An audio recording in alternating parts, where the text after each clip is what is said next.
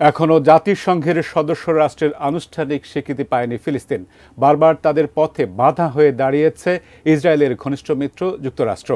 এমন বাস্তবতায় ফিলিস্তিনকে রাষ্ট্র হিসেবে স্বীকৃতি দিতে স্পেন, আয়ারল্যান্ড ও নরওয়ের ঐতিহাসিক ঘোষণার বিশ্ব শক্তিগুলোর উপর চাপ বাড়বে।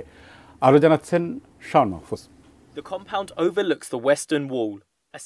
দ্বিতীয় বিশ্বযুদ্ধের পর ফিলিস্তিনের মাটিতে যখন দুটি রাষ্ট্র গঠনের সিদ্ধান্ত হয়, তখন ভূখণ্ড হারানোর শঙ্কায় পড়ে আরবরা।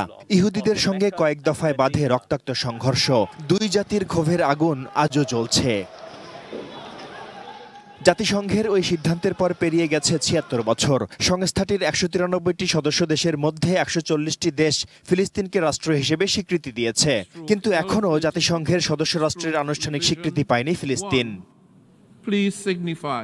গাজায় চলমান ইসরায়েলি হামলার মধ্যে গত এপ্রিলে ফিলিস্তিনের প্রতি বৈশ্বিক সমর্থন দেখানোর উদ্যোগ নেয় জাতিসংঘের সাধারণ পরিষদ। দেশটিকে জাতিসংঘের পূর্ণ সদস্য করার পক্ষে ভোটাভুটিতে নিরঙ্কুশ সমর্থন দেয় ১৪৩টি দেশ।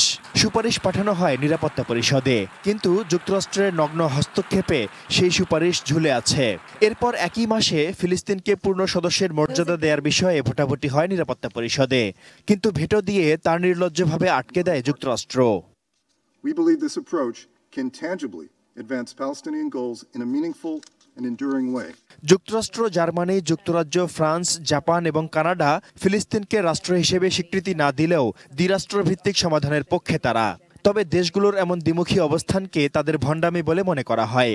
এমন বাস্তবতায় ফিলিস্তিনকে স্বীকৃতি দিতে স্পেন, আয়ারল্যান্ড ও নরওয়ের ঐতিহাসিক ঘোষণায় ইউরোপের শক্তিশালী দেশগুলোর উপর চাপ বাড়বে। স্লোভেনিয়া ও মাল্টাও ফিলিস্তিনকে স্বীকৃতি দেওয়ার পরিকল্পনা করছে।